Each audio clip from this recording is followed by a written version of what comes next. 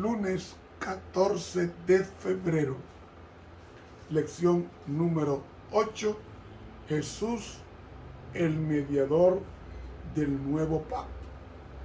Para memorizar, pero ahora tanto mejor ministerio es el suyo, cuanto es mediador de un mejor pacto establecido sobre mejores promesas. Hebreos 8:6. Querido Señor, cuán bueno es saber que tú eres sacerdote para siempre, según el orden de Melquisedec, es decir, de la tribu de Judá. Para siempre, porque tú eres eterno, y según el orden de Melquisedec, porque Dios no tiene ni principios ni días, como tampoco genealogía, y en consecuencia su eternidad es transmisible a los hombres que Él escoge y que ellos aceptan servirle. Amén. Para hoy lunes, nuevo y renovado. Primero, ¿qué es el pacto? Bueno, Romero, usted dijo ayer lo que era el pacto. Usted dijo ayer que el pacto era un convenio. Vamos a dejar ahora que la Biblia diga qué es el pacto.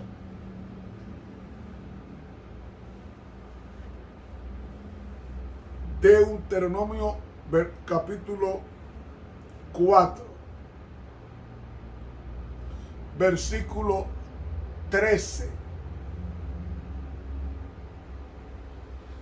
Y Él os anunció su pacto, el cual os mandó poner por obra los 10 mandamientos, y los escribió en 2 tablas de piedra. ¿Qué es el pacto según Deuteronomio 4:13? Los 10 mandamientos. Entonces, si los 10 mandamientos son perfectos, porque son una copia o trasunto del carácter de Dios, ¿por qué era imperfecto ese pacto? El pacto no era imperfecto. Quien era imperfecto era el pueblo de Dios que se resistió a obedecerlo.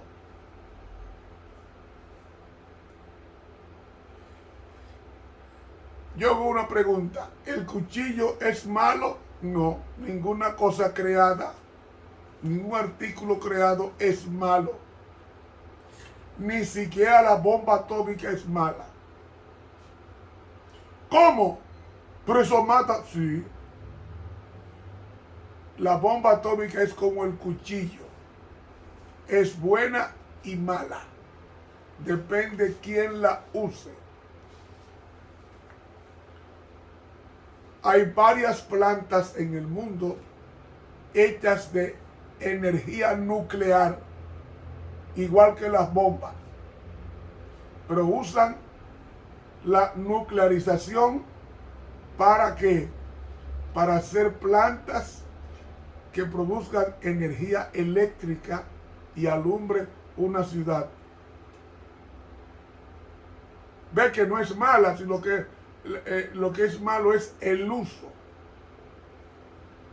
¿Hay maldad en el cuchillo? No puede haber maldad porque no es un ser racional. Quien hace el cuchillo malo o bueno es la persona que lo usa.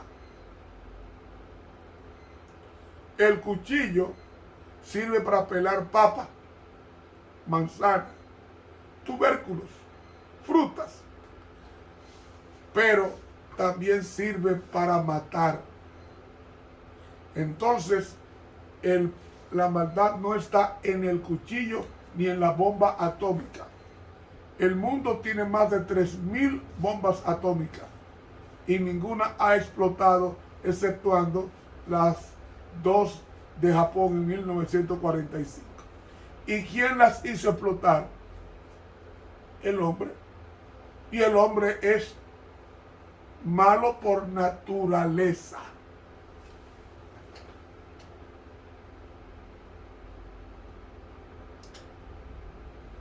¿Había imperfección en los 10 mandamientos llamados pacto? No. El problema de la ley, el problema del pacto, es decir, los 10 mandamientos, estaba en que el pueblo de Dios no quería transmitirlo o asimilarlo a sus propias vidas. Y es como el evangelio. Si usted no vive el evangelio, por más lindo que lo predique, el evangelio va a ser fuego consumidor. Porque realmente el evangelio es fuego consumidor. Pero el evangelio consume el fuego del pecado.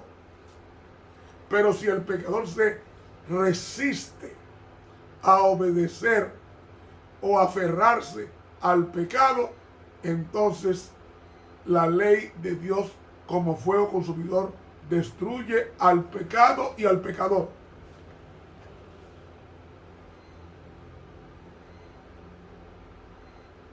¿Por qué nosotros no podemos vivir en la presencia de Dios y vivir? Por el pecado que nosotros tenemos inherente. Para poder ver a Cristo venir en gloria y poder decir: he aquí nuestro Dios, a quien hemos esperado, y Él nos salvará.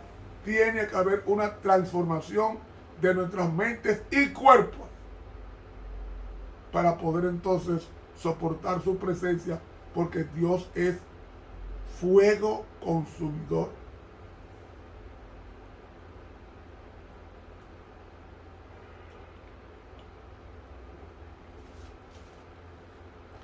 Él es fuego consumidor. Si usted lo duda, vaya a Génesis 19 y vea cómo Dios destruyó 5 ciudades: Seboín, Admá, Zoar, Sodoma y Gomorra.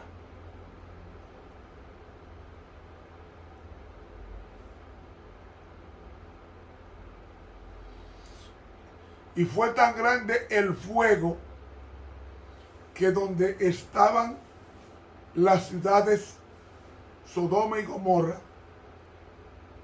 Dios las quemó y las hundió, las enterró en el mar Muerto, al sitio más profundo que hay ahora mismo en el planeta Tierra, 1526 metros por debajo del nivel del mar. Con Dios no se juega. Con Dios no se juega. Y como con Dios no se juega, Él quiere hacer, como dice el profeta: amístate ahora con Él y tendrás paz. Su santa ley, que es su carácter, Él lo va a defender.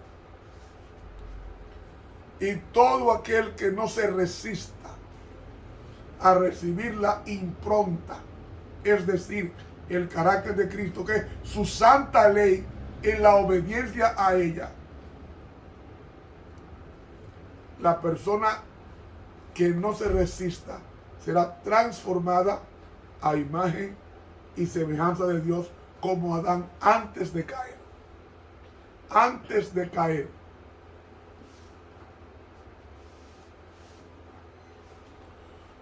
Dios odia el pecado. ¿Por qué lo odia? Porque fue una cosa que Él no creó. Todo lo demás que Dios creó es de Él, menos el pecado, porque Él no lo creó. Y Él odia el pecado. ¿Y qué es pecado? es violación al pacto, a la ley de Dios. Como el pueblo de Israel, Dios le entregó los 10 mandamientos en el monte Sinaí y los violó, entonces ellos merecían la muerte, porque la paga del pecado es muerte.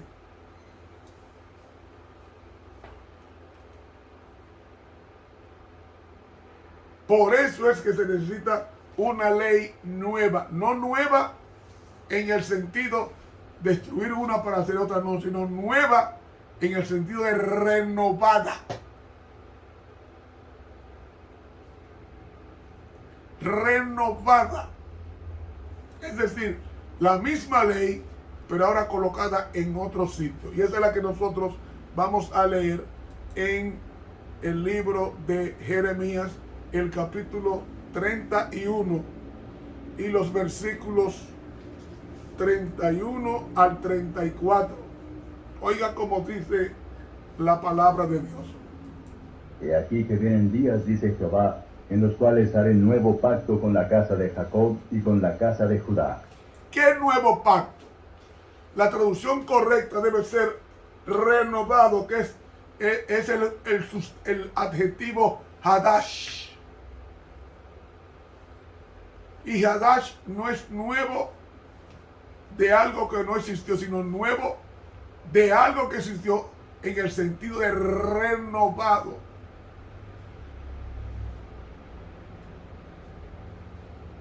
Ese es el sentido del pacto, no nuevo en el sentido de que no existía, sino nuevo en el sentido de renovado. No como el pacto que hice con sus padres el día que tomé su mano para sacarlos de tierra de Egipto, porque ellos invalidaron mi pacto y en que fui yo un marido para ellos, dice Jehová. Ese pacto, los 10 mandamientos, fueron violados casi constantemente por el pueblo de Dios. Usted lo duda, vaya al Sinaí.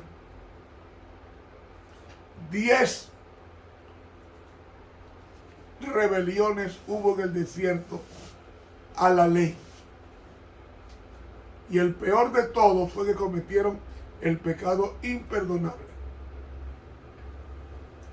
Sus cuerpos quedaron en el desierto. Después que llegaron a la tierra prometida, violaron el pacto. ¿Cómo? Adorando ídolos. 15 jueces lucharon para hacerlo volver al pacto. Luego, el último juez, que fue Samuel, fue exigido un rey físico. Y Dios le dijo a Samuel: lo que el pueblo te está pidiendo, dáselo, que no es a ti que está rechazado, sino a mí. Porque Dios hasta ese momento era el rey. Y escogió a Saúl. Saúl era profeta al principio, así que profetizaba. Pero Saúl se corrompió. Murió Saúl, vino David de la tribu de Judá. Saúl de la tribu de Benjamín, hijo de Quis. David de la tribu de Judá, el mejor rey en la Biblia. Pero pecó, mató, adulteró. Vino Salomón, feliz, fiel a Dios en su juventud. En la vejez se apartó del Señor y Dios lo humilló, y Salomón se arrepintió y bajó a la tumba aceptando el pacto. Su hijo Roboam no guardó el pacto. Y así seguimos con los demás reyes. Algunos guardaron el pacto, como Josías, del reino de Judá, como Ezequiel, etcétera. Pero, como Ezequías, pero el reino de violación del pacto continuó en el sacerdocio aarónico hasta que Cristo le puso fin a la corrupción del sacerdocio al derramar su sangre en el Calvario, porque estos hombres no tenían el pacto donde Dios quería tenerlo, que es lo que estamos leyendo ahora. Mas este es el pacto que haré con la casa de Israel después de aquellos días, dice Jehová. Daré mi ley en sus entrañas y escribiréla en sus corazones, y seré yo a ellos por Dios, y ellos me serán por pueblo. No puede haber, oiga bien, no puede haber salvación sin tener el pacto en el corazón. Los 10 mandamientos no tienen que estar en 2 tablas de piedra, sino en el corazón. ¿Dónde estaba el pacto de Cristo cuando Él vino? El Salmo 48 dice que la ley de Dios estaba en el corazón de Cristo. Y cuando la ley de Dios está en el corazón de la persona, lo más natural es obedecer, porque es su filosofía de vida. Y ese es el propósito que Dios tiene con establecer la ley de Dios en el corazón, de que seamos transformados de gloria en gloria, como dice la segunda carta a los Corintios, el capítulo 3 y el versículo 18. Dice él, mirando a descubierta como un espejo la gloria del Señor. ¿Y qué es la gloria del Señor? Éxodo 34 dice que la gloria del Señor es su carácter. Pues si somos transformados, como dice el griego, estamos siendo, mirando la gloria del Señor como un espejo, estamos siendo transformados de carácter en carácter, de gloria en gloria, por la misma gloria de Dios. La palabra transformado en el griego ahí es metamorfo. Y la metamorfosis lo estudiamos nosotros en la primaria, cuando el gusano se envuelve en un capullo y luego después de varios días ese gusano sale volando como mariposa. Esa es la transformación que Dios quiere que se efectúe en nosotros mediante el Espíritu Santo. Somos transformados de gusano a mariposa, con la famosa crisálida. Ese capullo que envuelve el gusano lo está transformando la naturaleza para luego salir volando como una hermosa mariposa. Eso es lo que quiere hacer Dios cuando tu ley es intestina, es decir, cuando la ley de Dios está en tu corazón. Lo más natural es no mentir, no robar, no matar, no fornicar, no ofender, no codiciar, no adulterar. Hermanos, eso es lo que el propósito de Dios a través del profeta Jeremías. Y sigue diciendo ahora en el versículo 34. Y no enseñará más ninguno a su prójimo, ni ninguno a su hermano, diciendo, conoce a Jehová, porque todos me conocerán, desde el más pequeño de ellos hasta el más grande, dice Jehová, porque perdonaré la maldad de ellos, y no me acordaré más de su pecado. Él va a borrar el pecado, mi hermano. Él lo va a borrar. Y lo va a borrar para que tú y yo podamos tener acceso permanente a su misma presencia. A su misma presencia. para que la presencia de Cristo sea de gran gozo. La gente, los hermanos dicen, ay, yo quiero que Cristo venga para que se acabe estas cosas. Ajá, tú sabes lo que tú estás pidiendo, lo que tú estás deseando. Hermano,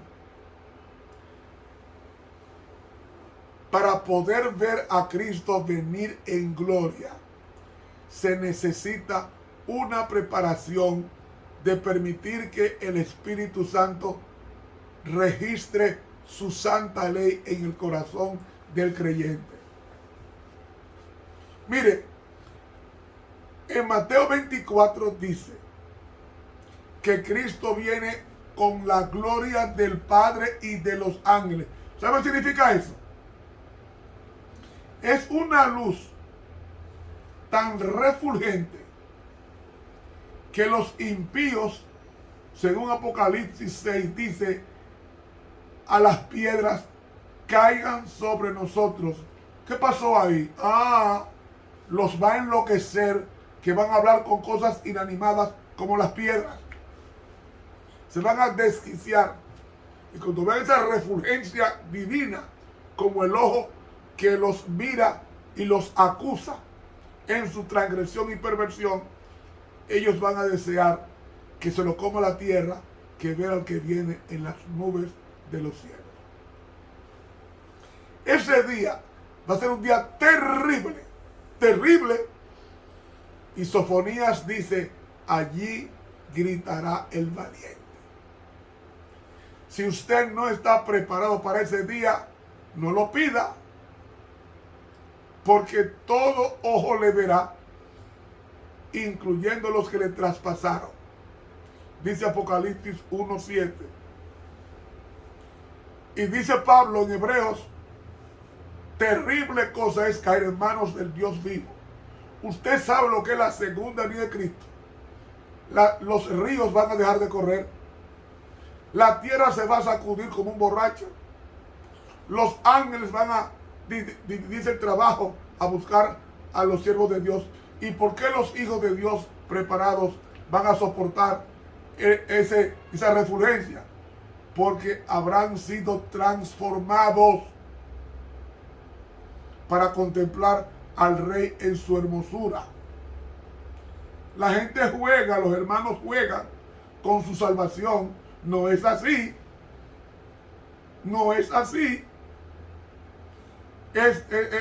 Dice Sofonías que es un día grande y terrible. Va a ser tan grande, si usted estudió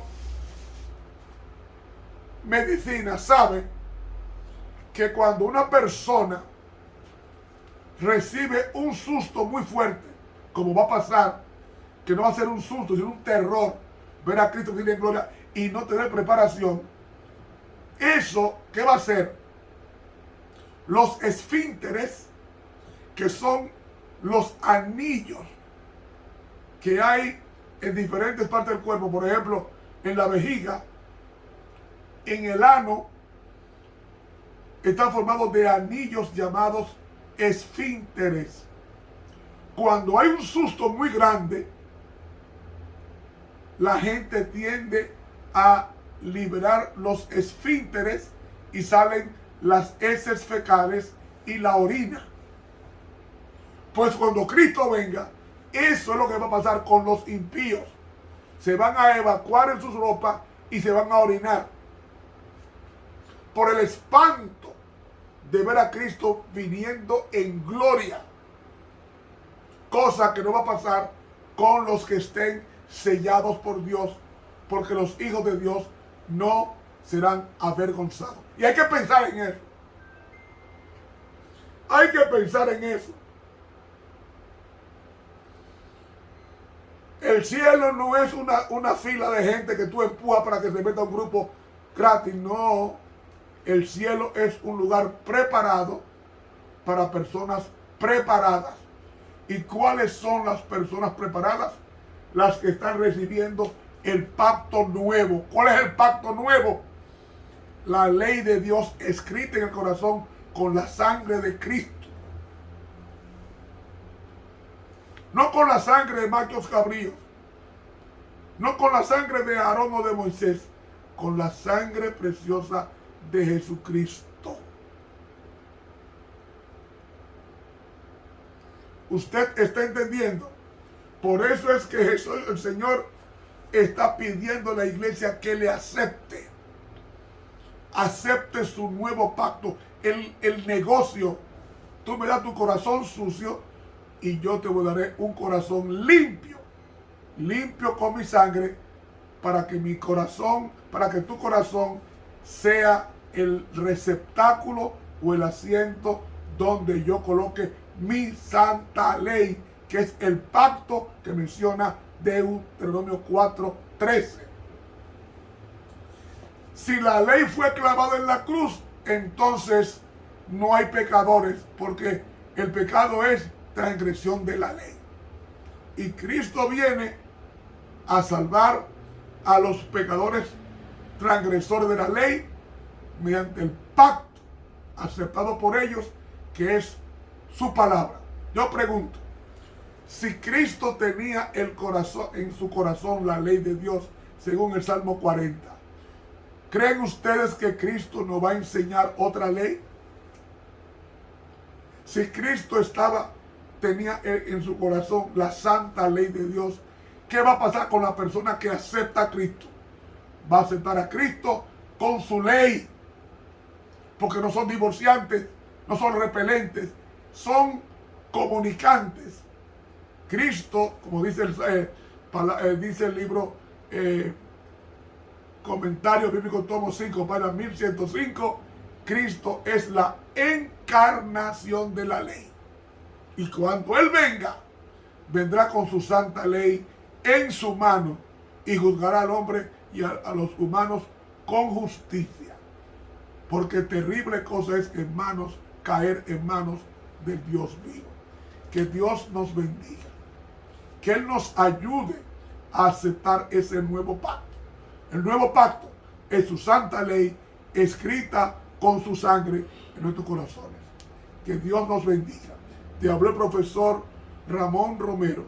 Suscríbase a nuestro canal de YouTube Ramón Romero y haga posible que otros tantos conozcan el pacto de Jesucristo. Bendiciones.